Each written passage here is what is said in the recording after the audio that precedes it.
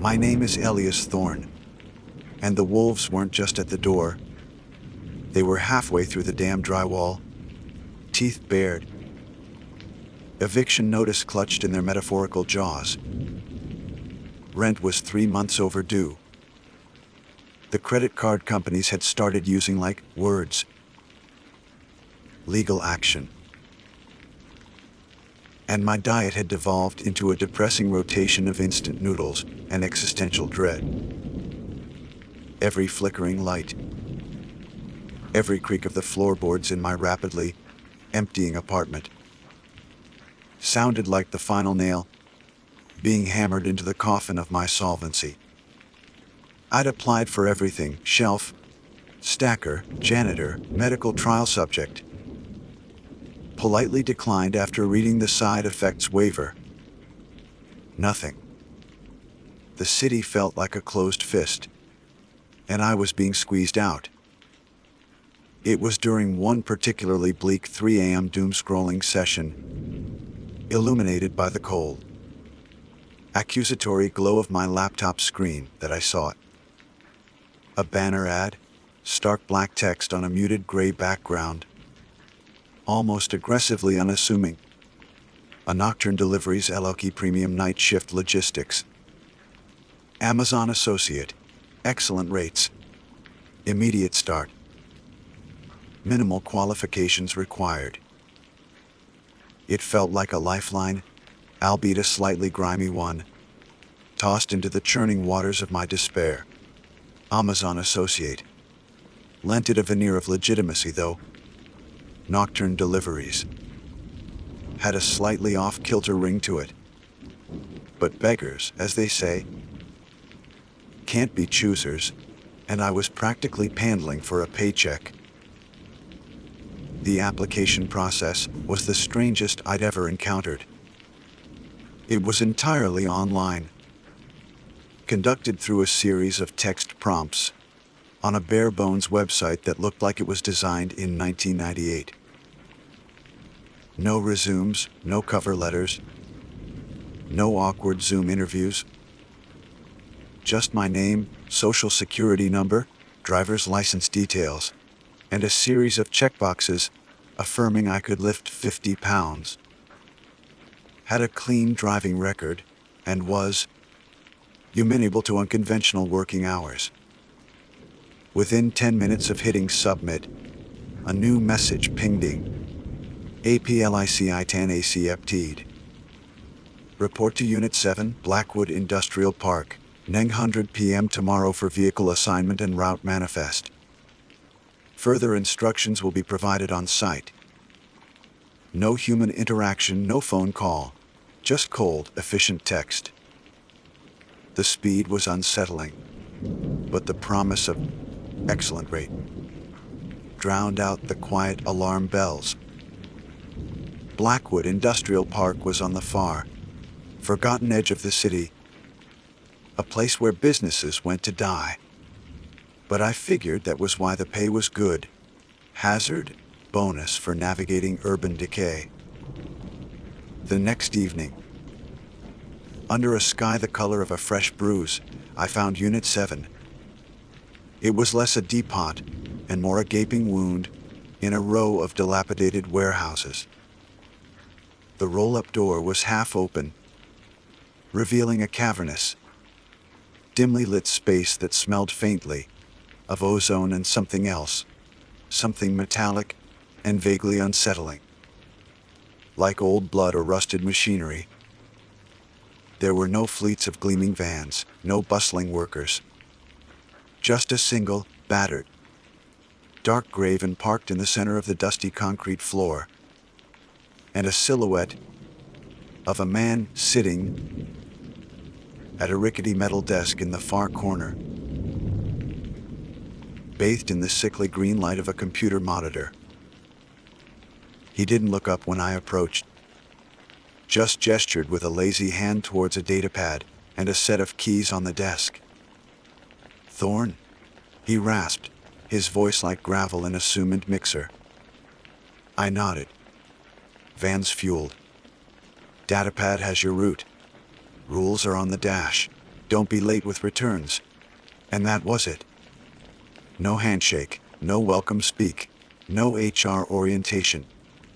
Why? The sheer impersonality of it was unnerving. It felt less like starting a job and more like being inducted into a clandestine operation. One that preferred its operatives to remain faceless and unquestioning. This lack of human oversight, I'd later realize, was a deliberate feature, not a bug, designed to isolate and ensure a certain kind of compliance. The van was an older model, its dark paint scuffed and peeling in places. The driver's seat was surprisingly comfortable, though, and the interior, while Spartan, was immaculately clean. Too clean, almost.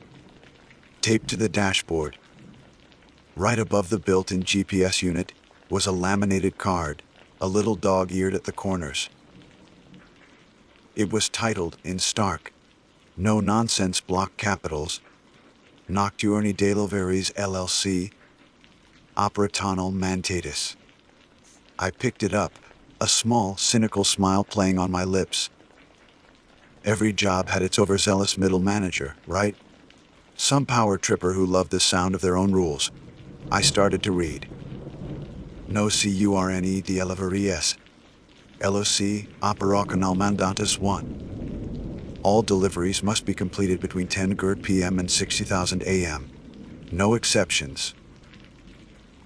The provided GPS is proprietary and must be followed without deviation, regardless of perceived inaccuracies. 3.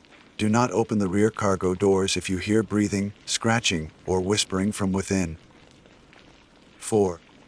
Never attempt to deliver to any address designated House 6066 or any variation thereof. Return such packages to the depot at shift end, marked Undeliverable Route Anomaly. 5. If a package is visibly read or emits any audible hum, do not inspect its contents. Handle with extreme caution and prioritize its delivery sequence as per GPS. 6. Avoid direct eye contact with recipients at addresses not illuminated by standard street lighting. 7. If the vehicle's interior lights flicker more than 3 times consecutively, pull over immediately, exit the vehicle, and wait 5 minutes before re-entering. Do not look back at the van during this time. 8. Report any temporal or spatial distortions to dispatch using code protocol. Sigmund. Do not elaborate further. 9. Ensure all packages are scanned upon delivery. Failure to scan incurs penalties. 10. Do not engage in prolonged conversation with recipients.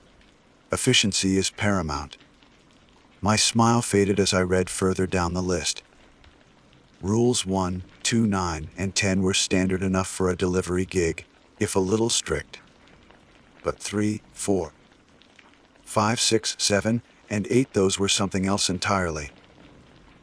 Don't open the back doors if you hear breathing. Never deliver to House 6066. Temporal or spatial distortions. I chuckled a dry, nervous sound. It had to be a prank, some elaborate hazing ritual for new drivers. Or maybe the previous driver had a very vivid imagination and a penchant for melodrama. The mix of the mundane with the utterly bizarre was unsettling. It was a clever way to make the truly strange rules seem almost palatable. A gradual slide into accepting the unacceptable.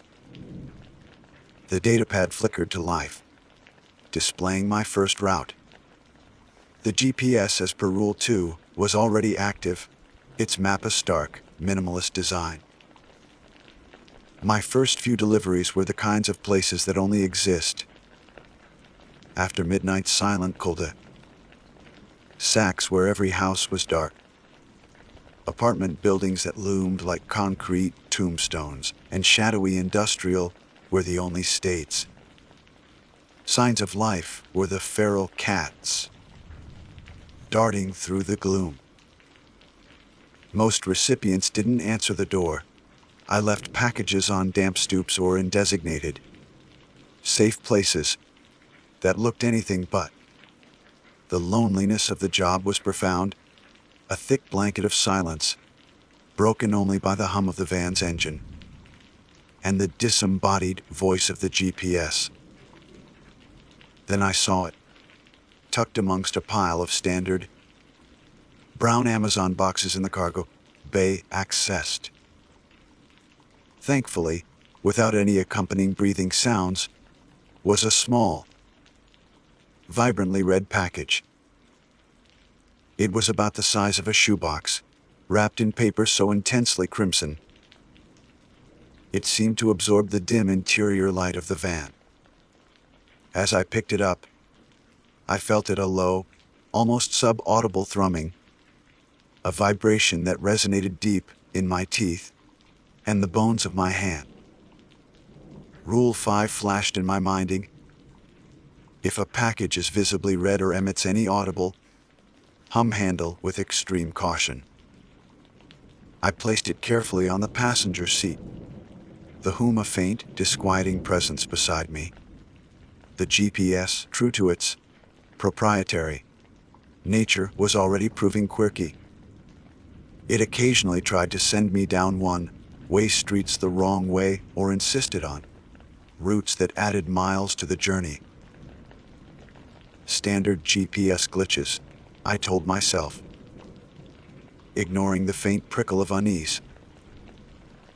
This was the system's way of slowly acclimating me, I suppose, to its version of reality, a gradual immersion into the aberrant.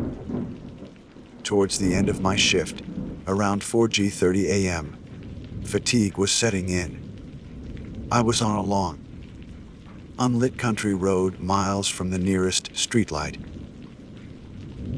The interior lights of the van suddenly flickered once, twice, 3 times, then a fourth. Rule 7. If the vehicle's interior lights flicker more than 3 times consecutively, pull over immediately, exit the vehicle, and wait 5 minutes before re-entering. Do not look back at the van during this time. Oh, for crying out loud, I muttered, rubbing my eyes. This was ridiculous. But the memory of that unsettling depot, the weird rules, and the faint, persistent hum from the red package made me hesitate.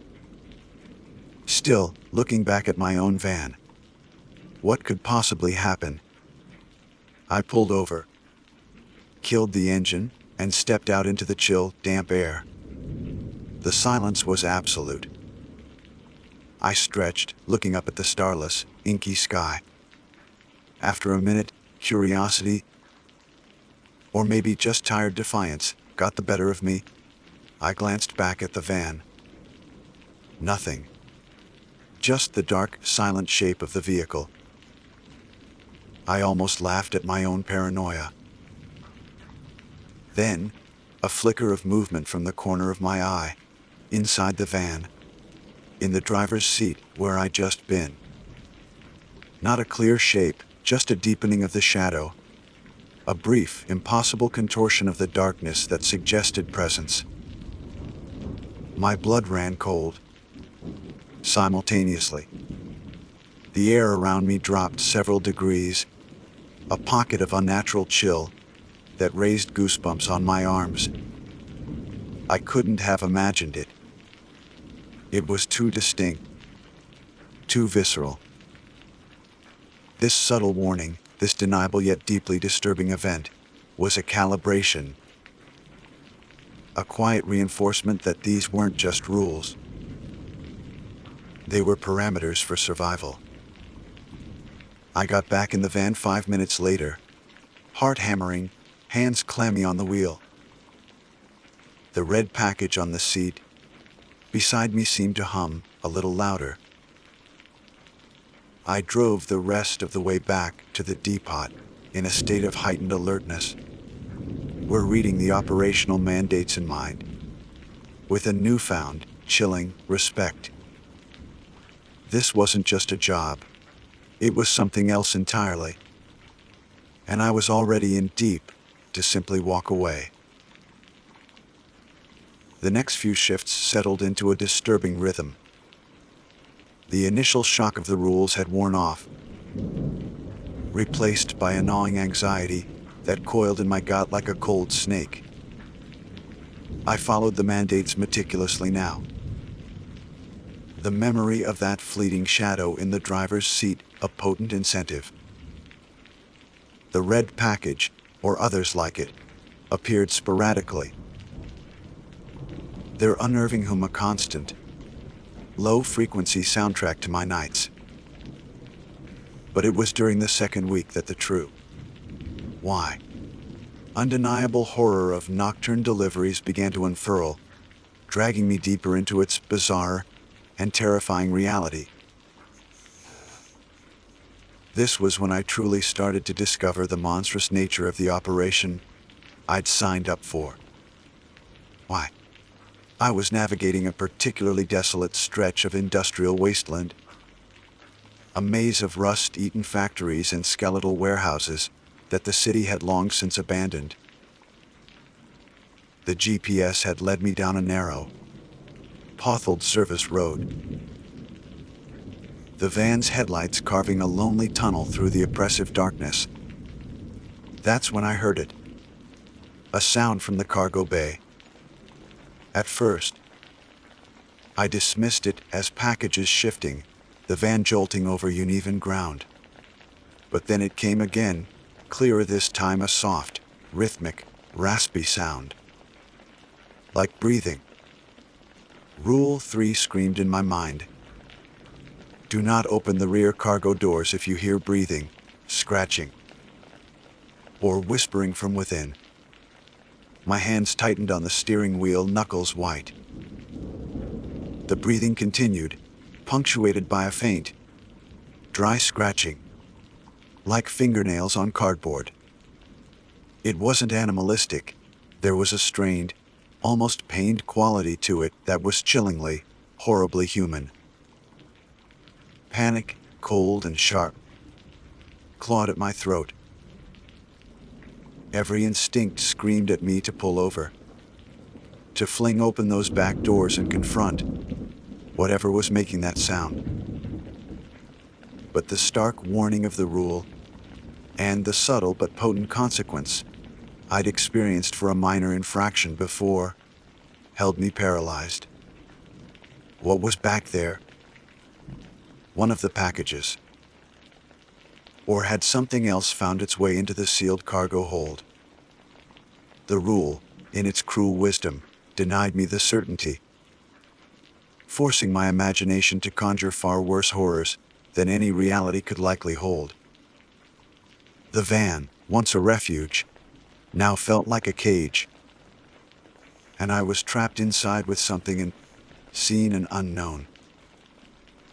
The sounds eventually faded as I neared my next delivery point. But the silence that replaced them was somehow worse, pregnant with the unconfirmed. My sense of safety within the vehicle was shattered, replaced by a constant, thrumming paranoia. It was later that same shift, or perhaps the next, the nights were beginning to blur into a single, unending stretch of dread that the GPS truly went rogue. Rule 2. The provided GPS is proprietary and must be followed without deviation, regardless of perceived inaccuracies. I'd grown accustomed to its quirks, its illogical detours. But this was different. It directed me off a main highway, onto an unmarked exit, then onto a gravel road that quickly deteriorated into a dirt track, barely wide enough for the van. Towering, skeletal trees, unlike any I'd seen before, pressed in on either side, their branches like gnarled black fingers, scraping against the van's roof. The air grew heavy, unnaturally still, the usual chorus of nocturnal insects and distant traffic completely absent. It was a silence that felt manufactured, an oppressive vacuum. The GPS chimed, its synthesized voice unnervingly calm. Turn left. To my left was nothing but a dense, impenetrable wall of thorny undergrowth. Recalculating. It announced thing. Proceed straight. The track narrowed further, forcing me to slow to a crawl. The foliage here was wrong. The leaves of the bushes had a sickly, almost metallic sheen, and the few pale, fungal-looking flowers that dotted the path seemed to recoil as the van passed. The stars, when I could glimpse them through the canopy, seemed subtly out of place, their configurations unfamiliar, unsettling. Then, the GPS declared, "You have arrived at your destination." I stopped the van. I was in a small, circular clearing. There was no house, no building, not even a mailbox. Just a patch of barren earth, ringed by those alien-looking trees. The air was bitingly cold, carrying a faint, sharp scent like ozone or burnt metal. My phone had no signal. The datapad, however, indicated a delivery for this non-place. A small, plain brown box. I checked the label. No name, no address, just a series of symbols I didn't recognize. This wasn't just a wrong turn. This was somewhere else. A tier. In the fabric of the familiar world, a pocket dimension governed by its own alien logic. The company, with its Rule 8, temporal or spatial distortions, clearly knew such places existed. They weren't glitches, they were destinations. The terror of that uncharted clearing lingered. A cold knot in my stomach, as the GPS eventually guided me back towards something resembling civilization. But the respite was short-lived. Later, as I navigated a particularly run-down suburban area, the datapad pinged with an urgent updating. A new delivery added to my route. The address A13 Infernal Lane. My blood turned to ice. Infernal Lane. It was close enough. The GPS then clarified, its voice devoid of any inflection. Next delivering house 666. Rule 4G. Never attempt to deliver to any address designated house 6066 or any variation thereof. Return such packages to the depot at shift end, marked undeliverable, route anomaly. Yet, Rule 2 stating, the provided GPS is proprietary and must be followed without deviation. I had a package in the back, not a red one this time, but a heavy, oddly cold black crate specifically addressed to the custodian, house 666, Infernal Lane. A direct contradiction in my directives. A deliberate pressure point designed to test my obedience, or perhaps my sanity. The GPS was insistent, guiding me towards a street that, according to the faded map on my phone S, when I briefly got signal, shouldn't even exist. As I turned onto Infernal Lane, a narrow, fog-choked street lined with dilapidated, Gothic-looking houses, a sense of profound dread settled over me.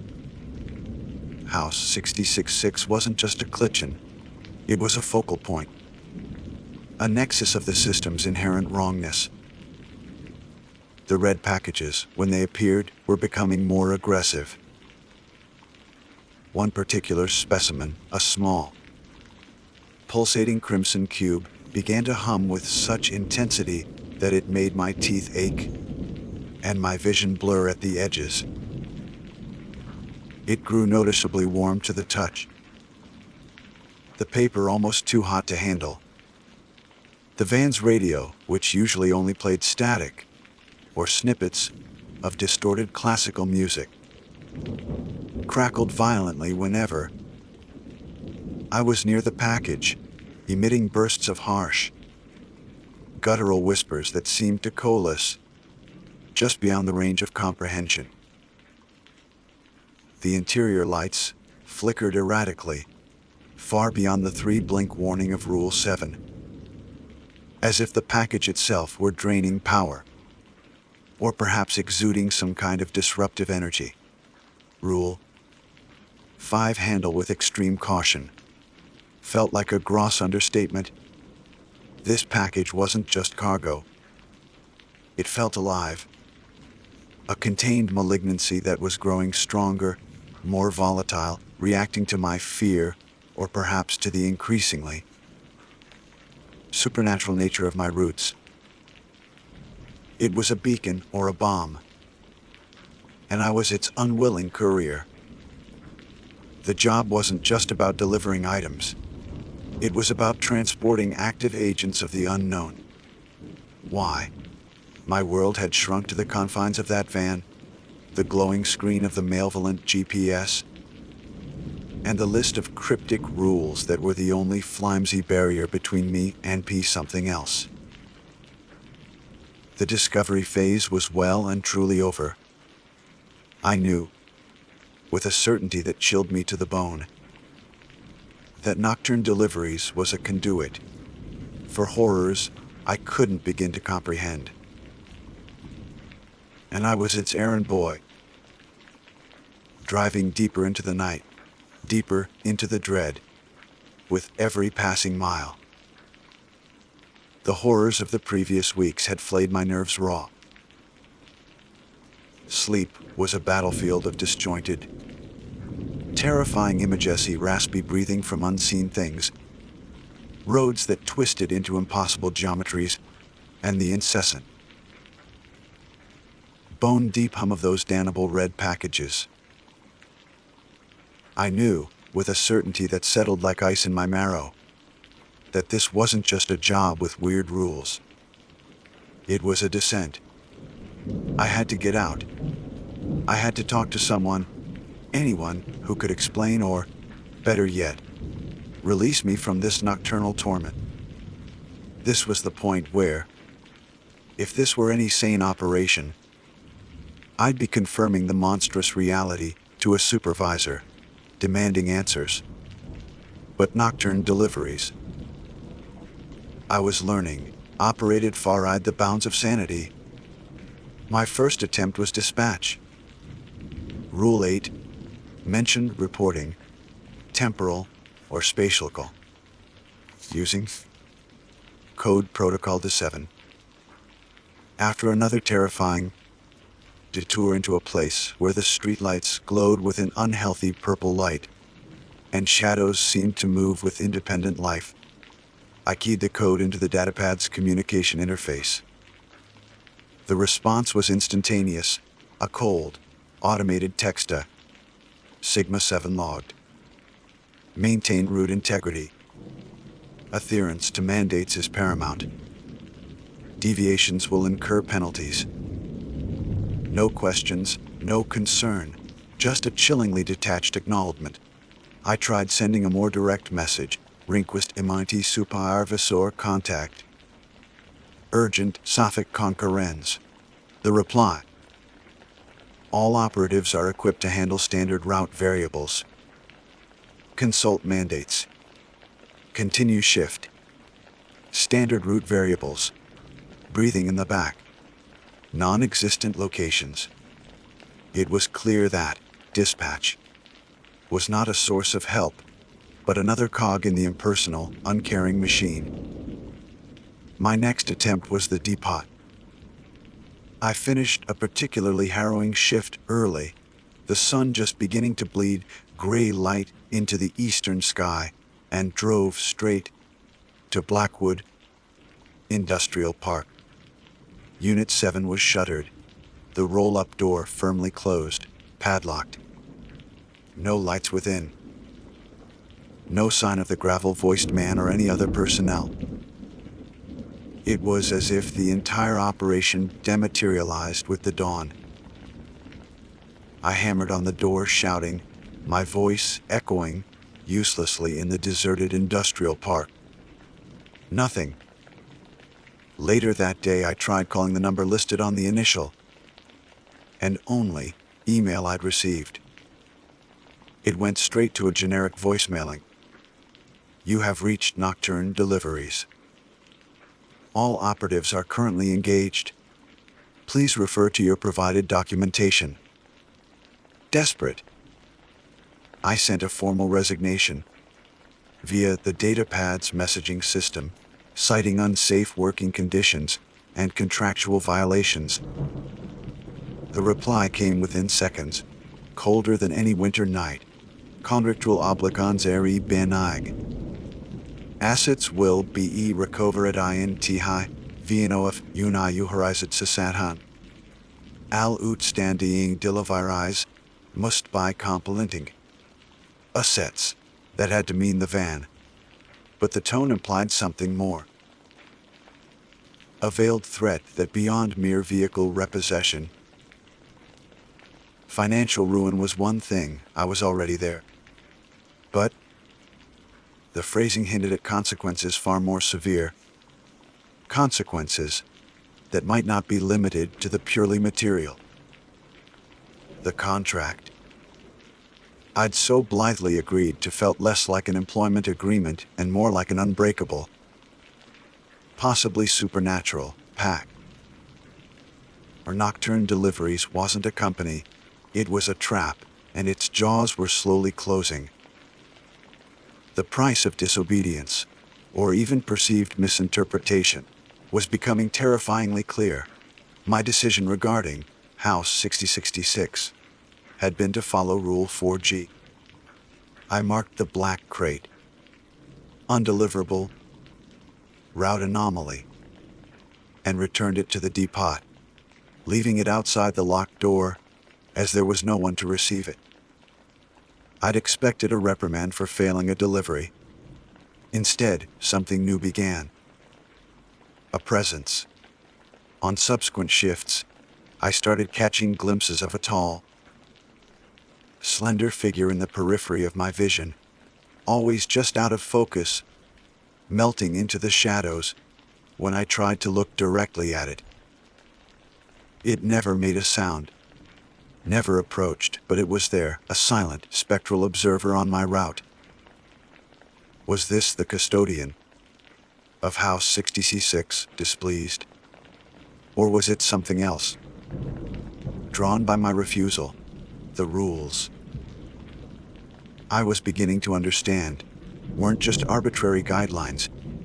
They were safety protocols for navigating a hostile, alien environment that intersected with our own. Breaking them, or even bending them, didn't just anger a manager. It exposed me to the raw, unfiltered forces that lurk just beyond the veil. The place that doesn't exist became a recurring nightmare. The GPS, with its cold, implacable logic, forced me back there twice more. Each visit was more terrifying than the last. The first time, I was instructed to leave a small, lead-lined box at the base of a pulsating, obsidian-like rock that hadn't been there on my previous visit. As I did, the ground beneath my feet seemed to ripple like water, and the air filled with a chorus of faint, discordant whispers that scraped at the edges of my sanity. The second time, I saw more. Fleeting outlines of impossible architecture shimmered in the unnatural twilight of the clearing towers that twisted at non-Euclidean angles, windows that glowed with an inner, malevolent light. Shadowy figures, taller and thinner than any human, moved with jerky, insectile grace in the periphery. Why? The red package I was carrying that night pulsed violently, its hum escalating to a painful shriek. as if reacting to the inherent wrongness of the location. This place wasn't an anomaly. It was a nexus, a hub for Nocturne's otherworldly operations. And I was just one of many unwilling couriers, forced to service its needs. My sanity felt like a fraying rope, stretched taut over an abyss of unreality. Driven by a desperate, clawing fear and an equally desperate need for answers, I finally broke Rule 5.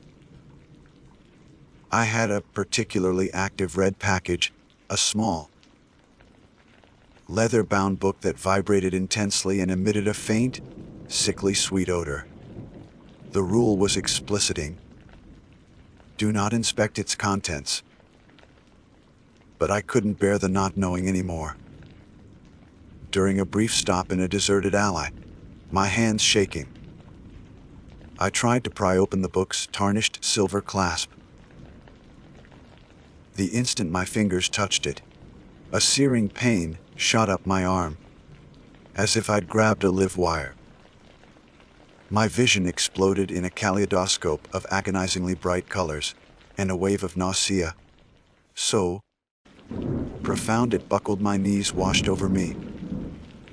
The air in the van grew thick, suffocating, and the book itself let out a sound, not a hum, but a low, guttural snarl, like a cornered animal. I recoiled, gasping, the clasp still firmly shut.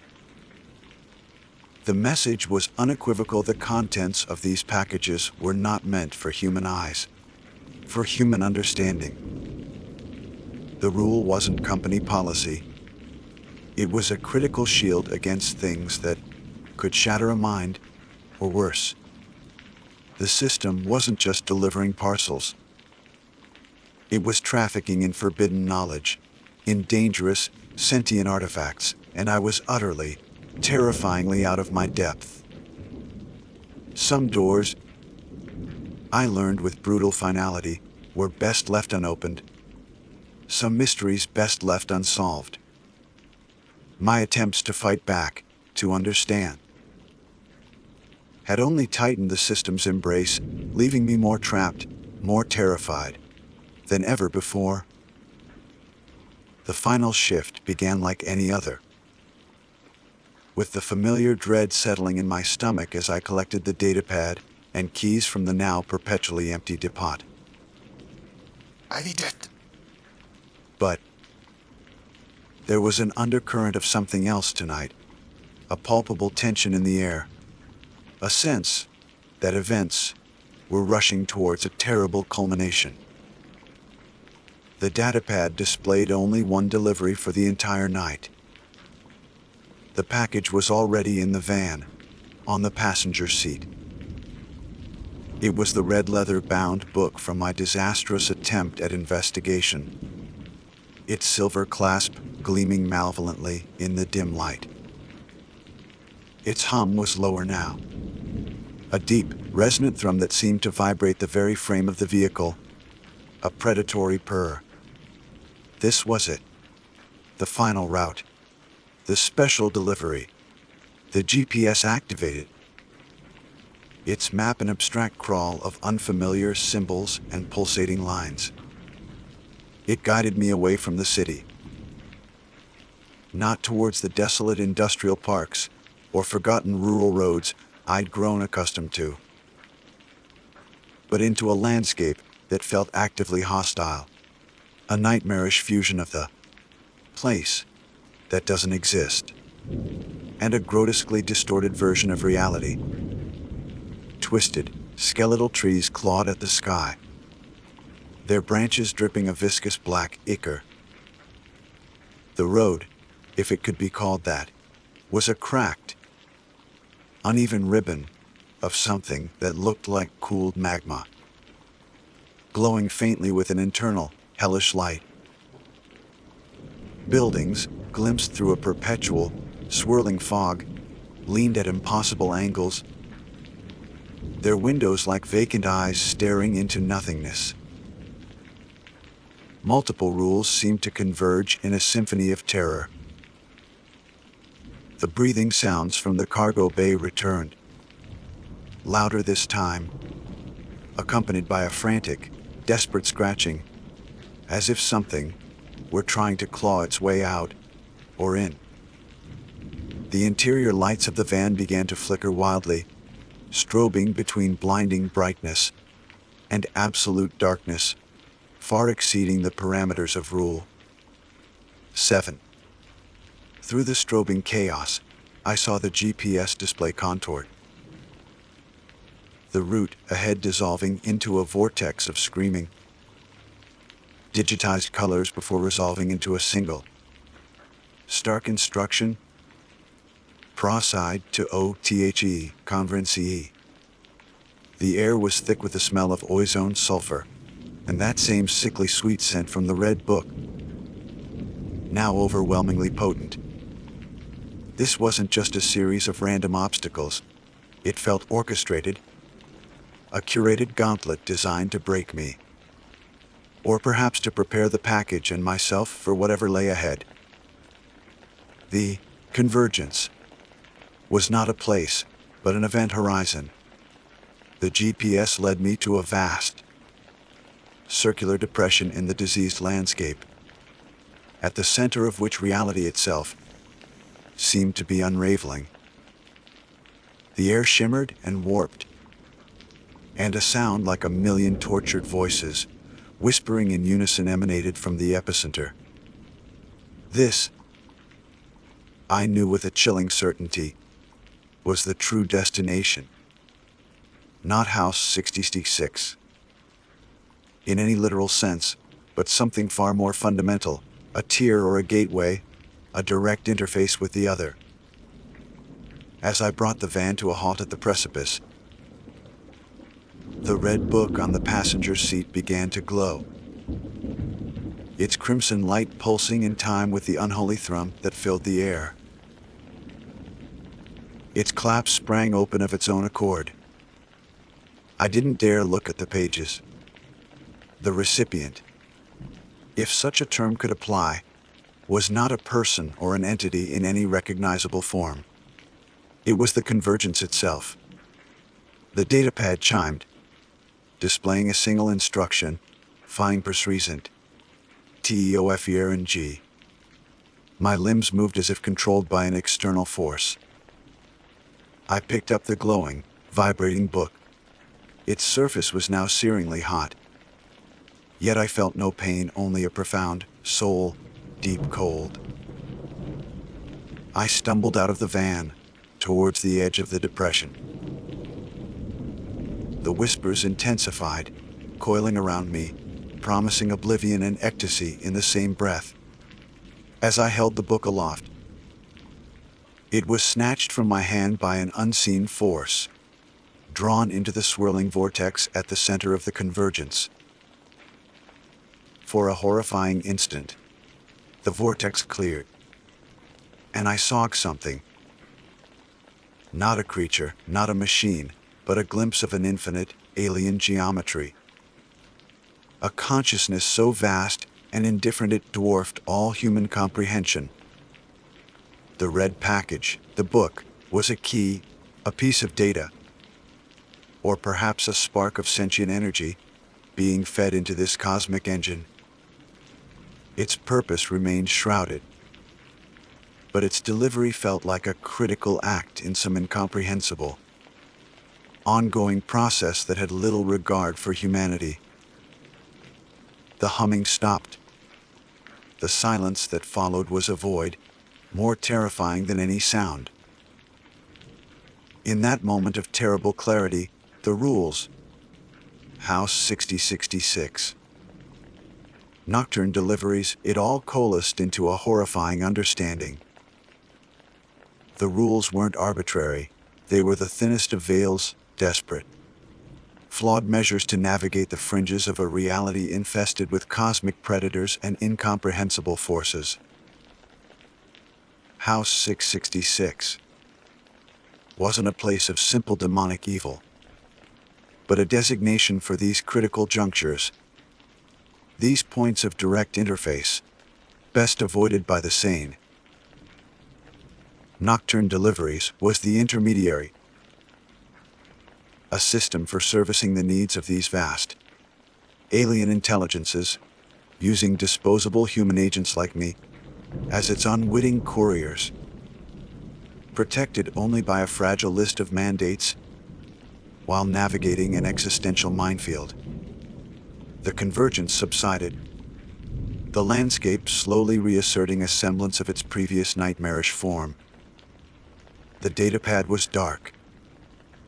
The van, surprisingly, started. I don't know how I drove away from that place. I don't know how I found my way back to streets that appeared on actual maps. I never returned to the depot. I abandoned the van on a deserted street, keys in the ignition. I walked away and never looked back.